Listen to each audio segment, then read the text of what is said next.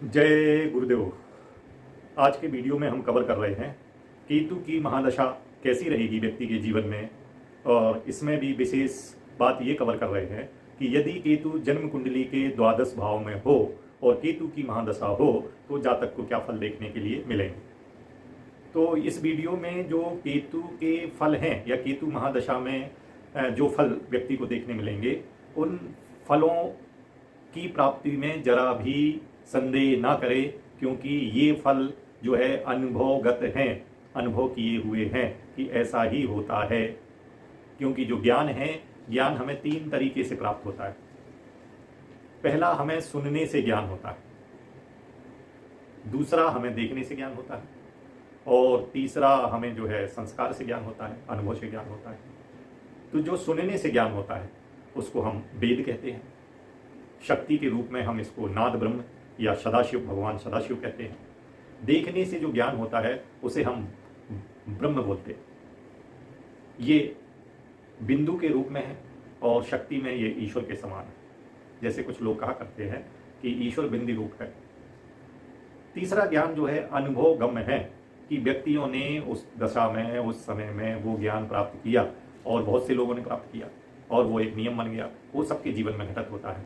उसको हम बोलते हैं विद्या। और वो अनुभव गम्य ज्ञान को हम जब लिखित रूप में प्रमाण बना देते हैं, कोई नियम बना देते हैं, तो उसको हम बोलते हैं अक्षर। अक्षर तो वेद ब्रह्म विद्या से या सुनने, देखने और अनुभव से हमको ज्ञान प्राप्त होता है। तो ये जो अनुभव से ज्ञान प्राप्त होता है, इसमें शक करने की कोई आवश्यकता नहीं है, इसमें आप संदेह ना करें। तो केतु की महादशा में व्यक्ति को क्या फल होंगे, और जबकि केतु 12वें भाव में हो तो वैदिक ज्योतिष में केतु अच्छी व बुरी दोनों खबर आपको देता है, दोनों अनुभव आपको कराता है। कौन कौन दोनों? आध्यात्मिकता का और भौतिकवादी जीवन के, जीवन का आध्यात्मिकता का अनुभव कराएगा और भौतिकवादी जीवन के का भी अनुभव कराएगा। लेकिन यहाँ जो विशेष बात यह है कि वो आध्यात्मिकता से भौतिकवाद को रिप्लेस करता है। इसका अर्थ जान लें कि भौतिकवाद जो चारों तरफ का सुख है, इस सुख को हटाकर वो आध्यात्मिक सुख देता है। तो कोई व्यक्ति इस बात को कह सकते हैं कि हमारा सुख छीन लिया, हम तो बहुत दुखी हैं, क्योंकि मूलतः केतु को मोक्ष कारक माना गया है। और विशेष बात वो भी है कि जब वो कुंडली के 12वें भाव में है, 12वां भाव मोक्ष कारक भाव है, मोक्ष त्रिकोण का भाव है, तो फिर केतु की भूमिका तो बहुत महत्वपूर्ण हो जाती है। फिर केतु की महादशा में तो भौतिक बात तो छूट जाएगा, आध्यात्मिक बात की ओर आप मुड़ जाएंगे। केतु विष्णु भगवान के मत्स्य अवतार से संबंधित है। अवतारों में यदि केतु की बात करें तो इससे मत्स्य अवतार से ये संबंधित है। केतु भावना भौतिकीकरण के साथ साथ आध्यात्मिक प्रक्रिया का प्रतीक है कि पहले भौतिकता और इसके बाद आध्यात्मिक की तरफ ये मोड़ देता है। इसका अर्थ हुआ कि हानि और लाभदायक दोनों ही फल व्यक्ति को केतु की महादशा में मिलने वाले हैं। एक तरफ दुख, कष्ट, हानि देता है, दूसरी ओर व्यक्ति को देवता तक बना देता है। इसका कारण यह है कि व्यक्ति को आध्यात्मिकता की ओर मोड़ने के लिए वो भौतिकता की हानि कर देता है। भौतिकता की हानि को दुख लोग बोल सकते हैं या बोलते हैं। केतु ग्रह तर्क, बुद्धि, ज्ञान, वैराग्य, कल्पना, अंतर्दृष्टि, मर्मज्ञता, विक्षोभ और अन्य मानसिक गुणों का कारक भी है।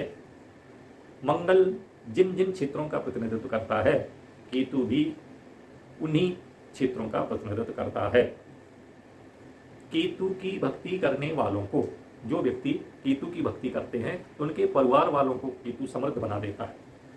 भक्तों को अच्छा स्वास्थ्य, धन संपदा, गाड़ी घोड़ा, मकान आदि दिलवा देता है।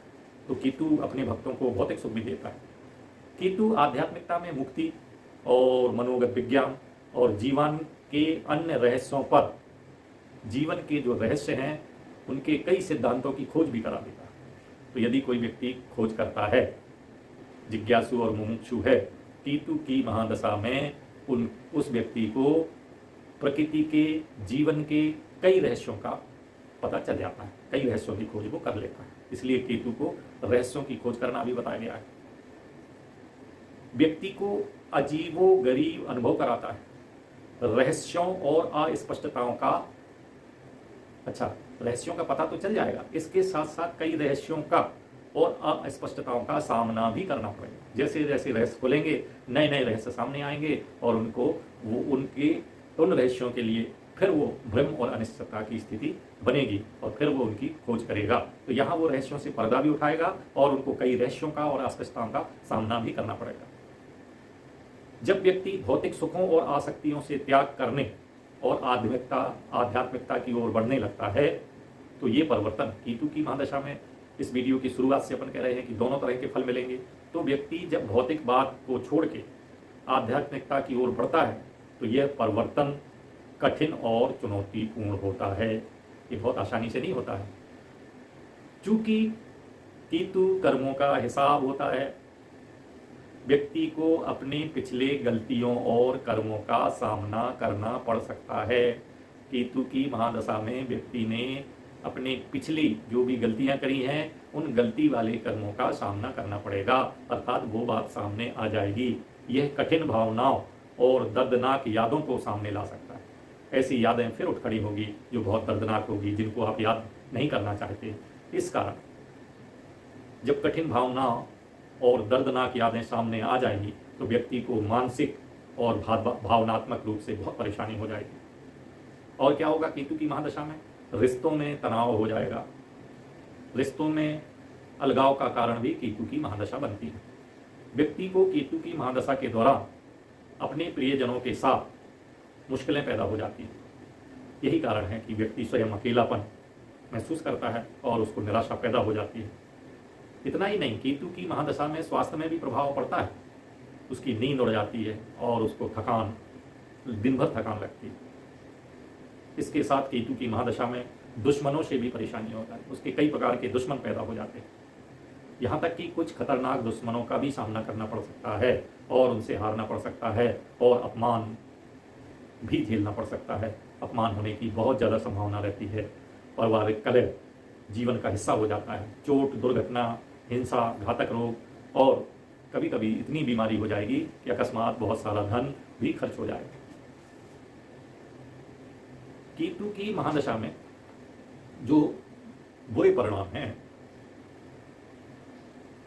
उनके साथ अच्छे परिणाम भी होता है। लेकिन जैसा कि कहा गया है कि इस संसार में जो मनुष्य सुख का अनुभव करता है, संतुष्टि तो आध्यात्मिकता से मिलती है, लेकिन सुख मन का विषय है तो वो भौतिक बात से मिलता है। तो जब भौतिक बात छूटता है तो निश्चित रूप से उसको लगता है कि मेरे बुरे दिन आ गए। तो केतु की महादशा में सांसारिक बंधनों से मुक्ति मिलती है। यहाँ तक कि उस व्यक्ति की सांसारिक और भौतिक इच्छाएं खत्म हो जाती हैं। परिवार से वो अलग हो जाता है, कैरियर, रिश्ते और निवास स्थान में भी बदलाव हो जाता है। दुख, अलगाव, पीड़ा, कष्ट, ये सब बातें उसको वैराग्य की ओर ढकेल लेती हैं। और जैसे ही व्यक्ति को वैराग्य होता है, यह आध्यात्मिक विकास की ओर मुड़ जाता है। उस व्यक्ति का झुकाव ईश्वर की तरफ हो जाता है। केतु आध्यात्मिक मुक्ति और मनोगत विज्ञान और जीवन के अन्य रहस्यों पर कई सिद्धांतों की खोज को भी दर्शाता है। तो केतु की महादशा में ये सारी चीज़ें होती हैं। केतु की महादशा में पेट की बीमारियां होती हैं और बहुत सारी बाधाएं पैदा हो जाती हैं। यहाँ तक कि हो सकता है कि आपको सर्जरी भी करवाना पड़े। जीवन में जो अचानक परिवर्तन होता है, जैसा आप जानते हैं कि राहु केतु अचानक घटनाओं को घटा देता है, तो जो अचानक परिवर्तन होता है, हानि और संघर्षों का सामना करना पड़ता है। इससे व्यक्ति जो है संसार से टूटकर ईश्वर की तरफ जाता है। और क्या होता है बुरे परिणामों में? जेल यात्रा हो सकती है या फिर व्यक्ति कैद का अनुभव कर सकता है। किसी संबंधी की मृत्यु हो सकती है या उसको मृत्यु तुल्य कष्ट हो सकता है। व्यक्ति के घर का निवास का क्षय हो सकता है। जिस घर में वो रहता है वो घर छूट सकता है, या जहाँ वो काम करता है वहाँ से स्थानांतरण हो सकता है। उसको कई बीमारियाँ लग जाएंगी। और ये विशेष बात ये भी होगी कि उसको शूद्रों की, तुच्छ लोगों की संगति करना पड़ेगी। चूंकि केतु दक्षिण पश्चिम दिशा का कारक है, तो घर का दक्षिण पश्चिम दिशा उसको परेशानी पैदा करेगी। ये बिजली की वस्तुओं का कारक है, तो आपके घर की बिजली की वस्तुएं भी खराब होंगी, वो परेशान करेगी। तो क्या उपचार है इन परेशानियों का?